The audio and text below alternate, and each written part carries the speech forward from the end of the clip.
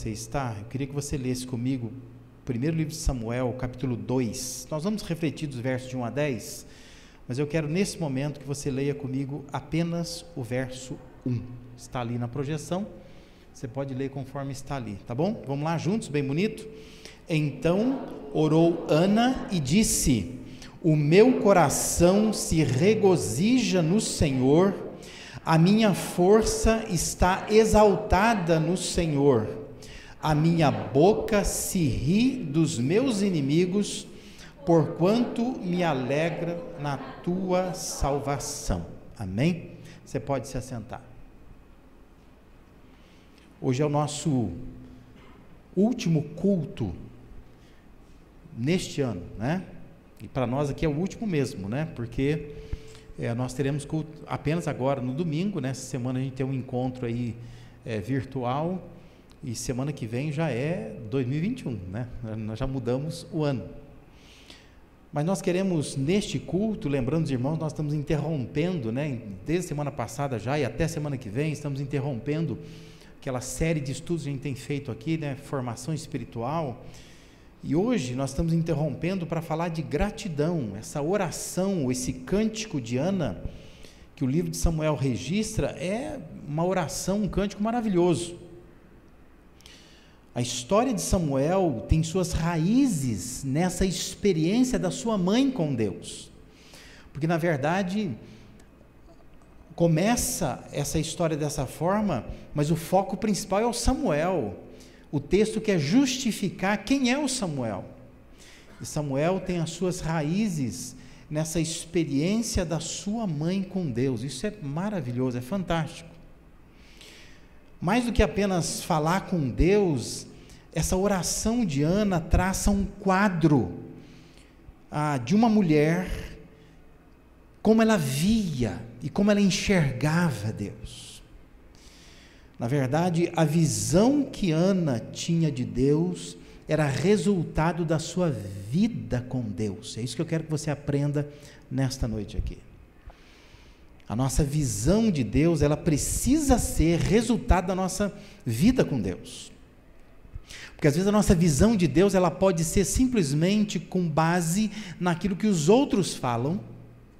Nossa visão de Deus pode ser simplesmente com base naquilo que a Bíblia fala. Se você olhar para a Bíblia fala isso sobre Deus.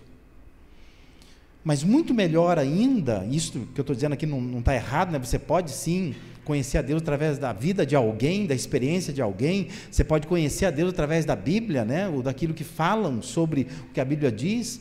Mas melhor ainda é quando a sua visão, a maneira como você define Deus, como você enxerga Deus, tem a ver com a sua experiência com Deus, com a sua vida com Deus.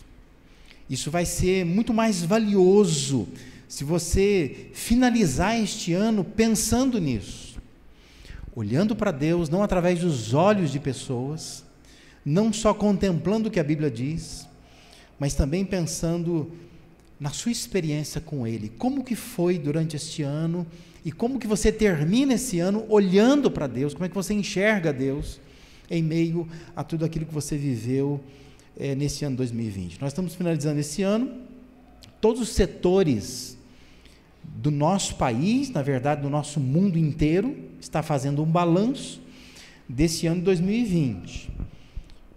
Para alguns, nós estamos encerrando o pior ano dos últimos 100 anos, né?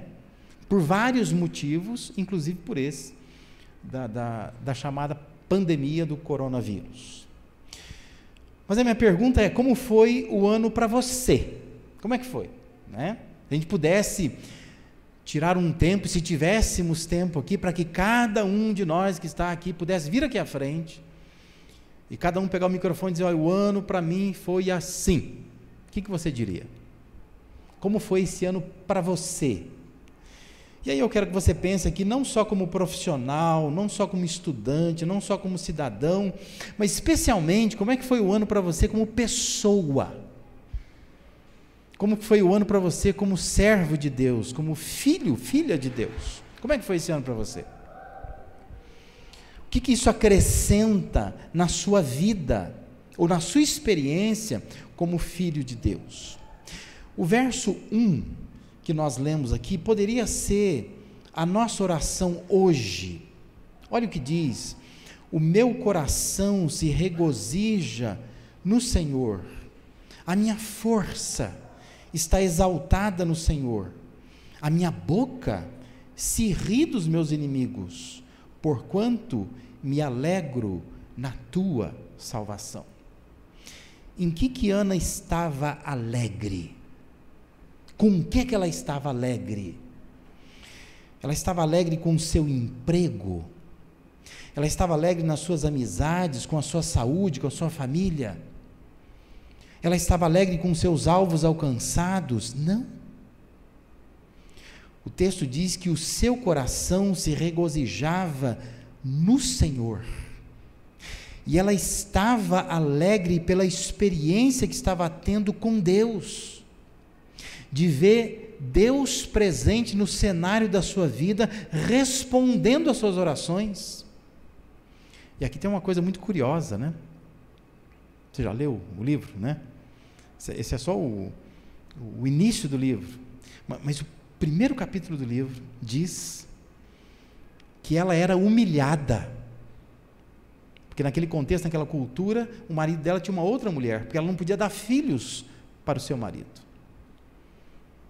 e o marido dela tem uma outra mulher tem filhos, e eles vão para celebrar a Deus, para sacrificar a Deus em Siló.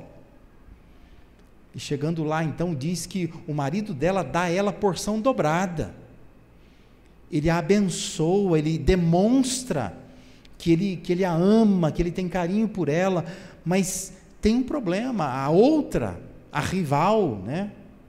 A tal da Penina, ela humilha demais a Ana, e ela se sente humilhada com isso, e ela fica ali no templo, no espaço sagrado, orando a Deus, e ela clama a Deus por um filho. Ela diz: Deus, me dá um filho, porque um filho arranca de mim essa humilhação de não poder ter filhos, e Deus dá para ela. E o que nós estamos lendo aqui é o capítulo 2, e ela está dizendo isto: o meu coração se regozija no Senhor, a minha força está exaltada no Senhor, a minha boca se ri dos meus inimigos, porquanto me alegro na tua salvação, naquilo que Deus fez. Só que olha que coisa curiosa, o que Deus fez por ela? Deus deu um filho para ela, mas nesse momento que ela está orando aqui, ela está entregando o filho dela. Diz que o filho foi desmamado, e ainda criança, foi entregue para Eli, o sacerdote. Ela não está indo para casa com o filho dela mais, mas ela está dizendo: eu estou alegre no Senhor, porque nesse cenário de humilhação, Deus entrou, e Deus abençoou minha vida, e eu posso então agradecer a Deus, porque foi uma intervenção de Deus sobre a minha vida. E é curioso, porque ela substitui a reclamação pela contemplação. Ela contempla quem Deus é, o que Deus faz, e quando a gente se faz isso, por pior que sejam as experiências, nós vamos agradecer, só agradecer. Ana estava tomada de algumas convicções, que eu creio que nós precisamos adquiri-las também aqui. Só agradeça, mas agradeça pelo quê? Agradeça pelo fato de Deus existir, né? Existe um Deus, e nós precisamos ver quem é esse Deus, como que Ele se manifesta em nossas vidas. Por isso eu quero te dar aqui nesta noite alguns traços de Deus. Espero assim que você conecte esses traços, que aqui no caso é mera informação, não é? Que eu estou te dizendo que a Bíblia diz, mas que você conecte isso com as suas experiências com Deus, que você consiga ver no seu dia a dia esses traços de Deus, para que você então encerre esses últimos dias de 2020, um dia difícil para todos nós, para a maioria de nós. Poucos de nós estão cantando vitória a essa altura, né? Todos nós estamos preocupados, estamos contabilizando algum tipo de prejuízo nesse ano, mas a minha expectativa é que você encerre esses dias olhando para Deus e conectando esses traços de Deus com a sua experiência, e podendo só agradecer, substituir a murmuração, a reclamação pela contemplação de Deus, e encerrar esses dias dizendo: Deus, muito obrigado, porque o Senhor se fez presente nesse cenário, embora o cenário me seja desfavorável, né? Quando eu olho, eu não gosto muito daquilo que eu vivi e estou vivendo durante esse ano. Qual é o primeiro traço de Deus que nós temos nesse texto, né? Versículos de 1 a 10 de 1 Samuel, capítulo 2. O primeiro traço é que Deus, ele é incomparável. Por isso o homem, ele deve se calar diante de Deus. É isso que Ana está orando, está cantando, dizendo ali. Não há nada, nem ninguém que seja maior ou melhor do que Deus. Nada. Deus é incomparável. Veja o que diz versículos 2 e 3. Não há santo como o Senhor, porque não há outro além de ti, e rocha não há nenhuma como o nosso Deus. Não multipliqueis palavras de orgulho, nem saiam coisas arrogantes da vossa boca, porque o Senhor é o Deus da sabedoria, e pesa todos os feitos na balança.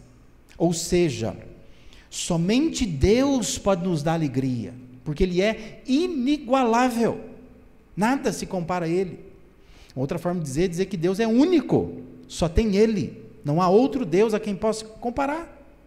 Essa é a oração de Ana: não há santo como o Senhor, porque não há outro além de ti. Existe uma música daquele cantor, o Kleber Lucas, música até antiga, né, que a gente quase não ouve cantar mais, mas a música dizia assim, ó: é impossível para alguém que provou o teu amor e depois deixou. Sim, é impossível para este alguém encontrar um amor maior que o de Jesus. É como correr atrás do vento, é como querer conter a fúria do oceano, é como querer chorar sem dor, é como não sentir saudade em tudo aquilo que ficou. Música bonita, né? Que dizia assim: é impossível para alguém que já provou o amor de Deus, que já teve experiências com Deus, é impossível para esse alguém encontrar um outro amor que seja maior do que este, um amor inesquecível, porque Deus é um Deus único. Na vida nós podemos achar algumas coisas semelhantes às outras coisas, mas quando se trata de Deus, Deus é único, né? Você já teve coisa na sua vida que você diz: não, o melhor carro que eu tive foi aquele carro. Mas depois você consegue comprar um carro mais ou menos igual, fala assim: não, esse carro também é como aquele, não é? Às vezes aquela camisa que você ama de paixão, a esposa, ou a passadeira, ou alguém foi lá e cravou o ferro nela, né? Já não dá para usar mais. Eu gostava tanto daquela camisa. Mas se você procurar por aí, vai de loja em loja, você vai acabar achando uma camisa mais ou menos igual àquela, não é?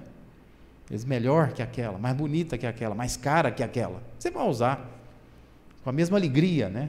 Ou com alegria maior. Você encontra pessoas que são muito semelhantes. Aliás, você encontra pessoas muito parecidas, né? Quando você muda às vezes de um lugar para o outro, você começa a ter novos relacionamentos, você começa a achar que essa pessoa parece que eu conheço ela de algum lugar, que ela me parece, ela me lembra alguém que eu já tive contato, né? Que eu já tive alguma convivência. Mas o texto está dizendo que quando você compara Deus com outro Deus, não existe nada comparável a Ele.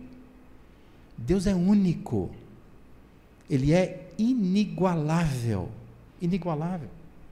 Se você fazer uma comparação de religiões, as religiões que adoram outros deuses ou outro Deus, se você faz uma comparação, não há um Deus como o Deus que a Bíblia apresenta, não há. E as próprias religiões assumem isso, né? Não, o Deus que nós cremos é diferente desse Deus aí, que nada se compara, especialmente o equilíbrio que há em Deus entre amor e justiça. Em nenhum outro lugar, nenhuma outra religião, você encontra um Deus assim, um Deus que possa dispensar amor, e um Deus que possa executar justiça de uma forma tão equilibrada, como a Bíblia revela que Deus faz. Por isso nós nos calamos diante de Deus quando estamos convictos de que Ele é incomparável, único, inigualável. Não há o que dizer. apesar de estar terminando um ano tão difícil, você pode só agradecer, porque você tem um Deus único. Esse Deus é Deus único. Eu li em algum lugar que essa pandemia, ela levou muita gente para a UTI, e levou muita gente para perto de Deus. Porque ali você não tem para onde correr, né? Ali você está respirando com a ajuda de aparelhos. E é naquele momento que você se sente falido. Você pode ter sido o ser humano que mais conquistou coisas, muita riqueza, muito dinheiro, muito carro bom, muita casa boa, mas ali você está do lado de alguém que talvez não tenha nada, mas está na situação igual a você, sendo ajudado por um aparelho, médicos, enfermeiros, pouquíssimo contato. E ali então é um lugar de buscar a Deus. É ali que você vê Deus é inigualável. Deus está aqui. E o que nós temos visto nesse ano todo são coisas assim, né? Jovens morrendo, que você olha e diz assim, não, esse aí, tranquilo, né? Mas morre. Pessoas idosas, fazendo hora extra já. Você diz assim, não, agora vai, né? Agora vai. Não vai. A gente viu pela televisão velhinhos, velhinhas comemorando a saída do hospital. Venceram a Covid-19. Você ficou, mas como é que pode, né? Existe um Deus incomparável aí, que sabe que este aqui deve continuar, aquele ali deve encerrar a sua vida, e por aí vai. Mas existe um Deus único, um Deus que está atuando no meio do caos, porque o nosso Deus é um Deus incomparável. O segundo traço de Deus que eu queria que você tentasse conectar isso com as experiências da sua vida, é que Deus ele é dono de tudo, tudo. Por isso, o homem deve se render diante dele. Olha o que diz o versículo 4, diz assim, o arco dos fortes é quebrado, porém os débeis cingidos de força. Ou seja, Deus tem poder para quebrar gente forte? Sim, Deus tem poder para quebrar gente forte. Mas também tem poder para cercar de força a gente frágil? Também tem. O verso 5 diz, os que antes eram fartos, hoje se alugam por pão, mas os que andavam famintos não sofrem mais fome. Até estéril tem 7 filhos, e a que tinha muitos filhos perde o vigor. Deus tem poder para acabar com a fartura de alguém? Sim, Deus tem. Gente que tem muito, e de repente tem nada. Mas Deus também tem poder para fazer o faminto não sofrer mais fome. A estéril pode ter 7 filhos, se Deus quiser. E aquela que tem muitos filhos pode de repente não ter nenhum, porque ela perde todos. Versículos 6 e 7 diz assim, o Senhor é o que tira a vida e a dá. O Senhor é quem faz descer a sepultura e a faz subir. O Senhor empobrece e enriquece, abaixa e também exalta. Deus tem poder para empobrecer alguém? Tem. Deus tem poder para enriquecer alguém? Tem. Ele pode fazer isso. Mas o verso 8 diz assim, levanta o pobre do pó, e desde o monturo exalta o necessitado, para o fazer assentar entre os príncipes, para o fazer herdar o trono de glória, porque do Senhor são as colunas da terra, e assentou sobre elas o mundo. Entendeu? Maria está orando?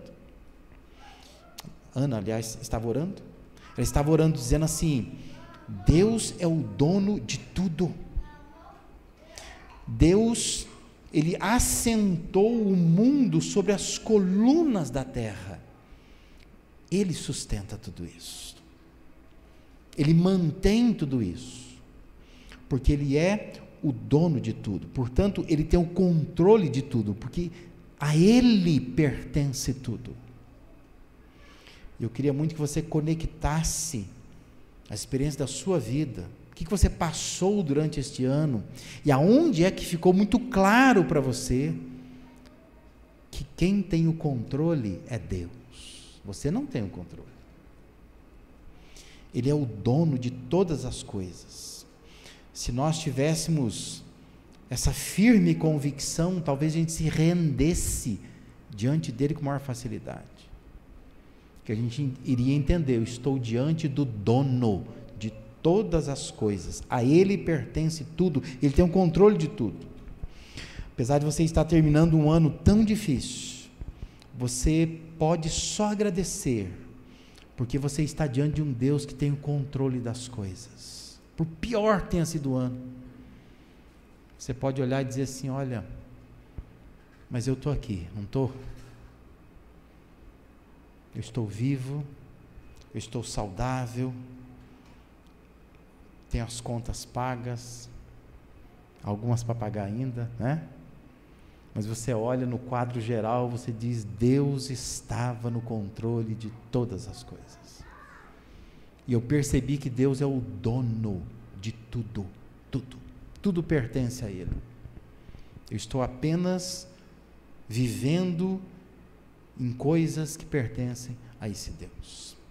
E um terceiro traço de Deus que eu queria muito que você conectasse as suas experiências pessoais, é que Deus, ele é protetor dos seus, especialmente dos seus santos.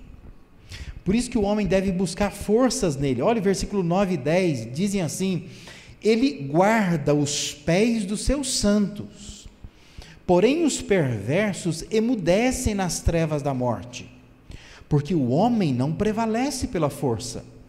Os que contendem ou os que brigam com o Senhor são quebrantados. Dos céus troveja contra eles. O Senhor julga as extremidades da terra, dá força ao seu rei e exalta o poder do seu ungido. O mundo não tem esperança, mas nós temos. Por isso o homem tenta prevalecer pela sua própria força, porque o mundo não tem esperança. O que prevalece é o braço, é a força, é o poder econômico, é a palavra, é a briga. Nós somos tentados a fazer tudo pela nossa própria força, mas será fundamental nessa virada de ano reacender dentro de nós essa confiança de que Deus, ele é protetor dos seus filhos. Haja o que houver, existe um Deus que protege os seus, que cuida dos seus, que está com os olhos nos seus, não é? Você que é pai, que é mãe, você está aqui. E aqui pode ter um monte de criança. Você pode estar, às vezes, num lugar que está um monte de criança. Os teus olhos estão aonde? Nos seus. Você não está olhando o filho dos outros, né? Você está olhando os teus filhos. Pode ter um monte de criança fazendo um monte de coisa, mas os teus olhos estão no seu filho. Deixa eu ver o que ele está fazendo, né? E às vezes outra criança está fazendo coisas que o seu filho também quer fazer, você vai lá e tira o seu filho. Aí o seu filho diz assim, mas ele está fazendo. Eu falo, não, ele não é meu filho, você é meu filho, então eu estou tirando você daí, né? Isso é proteger os seus. Entenda que Deus está da mesma forma, olhando para esse mundo, mas Deus está de olho nos seus filhos. Deus não está de olho nos outros, porque às vezes nós estamos de olho nos outros, né? Oh Deus, mas olha como o ímpio está prosperando, olha o que está acontecendo na vida dos outros, aquilo ali parece que não tem nada de ruim na vida dele. Deus está dizendo assim, eu estou olhando para você, não estou olhando para os outros. Me preocupa são os meus filhos. E Deus muitas vezes está permitindo coisas acontecerem, nos privando de coisas, porque nós somos filhos dele. Você vai olhar e dizer assim, mas parece que os outros são até mais felizes que a gente. Eles não são cuidados por Deus. Eles estão entregues à própria sorte. Deus não está olhando para eles. Então não fica olhando e achando assim que, nossa, parece que está mais feliz. Não está. Deus está olhando para os filhos dele. Assim como teu pai e tua mãe olhava para você, cuidava de você, disciplinava você, cercava você, Deus também faz a mesma coisa com você. No final, você vai agradecer, porque Deus está olhando para você, não está olhando para os outros. Porque aqueles que não são filhos dele, ele não está olhando. Deus cuida dos seus, cuida daqueles que não dependem de sua própria força, mas que encontram suas forças em Deus. Nós precisamos aprender isso. Aprenda a buscar e a encontrar forças em Deus. Isso é mais simples de dizer do que de fazer, eu sei disso. Mas nós precisamos ser tomados pela convicção de que Deus guarda os nossos pés. Deus guarda. Deus está interessado em nós. E nós precisamos aprender isso. Deus tem nos protegido. Às vezes eu queria até alçar voos mais altos, queria até fazer coisas diferentes. Parece que Deus não me deixou. Mas Deus está protegendo teus pés. Que Deus está de olho em você. Aí o outro conseguiu, né? Mas o outro não é filho dele. Então ele não está olhando para o outro. Deus está olhando para você. Porque Ele está cuidando de você apenas dos seus. Que Deus te abençoe nesses dias que restam deste ano. E nesse ano novo que vai começar, né? A gente lança muita expectativa para esse novo tempo. A gente acredita em bastante coisa. Aliás, hoje a gente está falando de só agradeça, né? Domingo que vem nós vamos falar só acredite, né? Essa é a reflexão do domingo que vem. Mas eu quero que hoje você olhe para trás e só agradeça. Lembre-se, a visão de Deus que Ana tinha era resultado da sua vida com Deus. A visão de Deus que você vai ter vai ser resultado da sua experiência com Deus.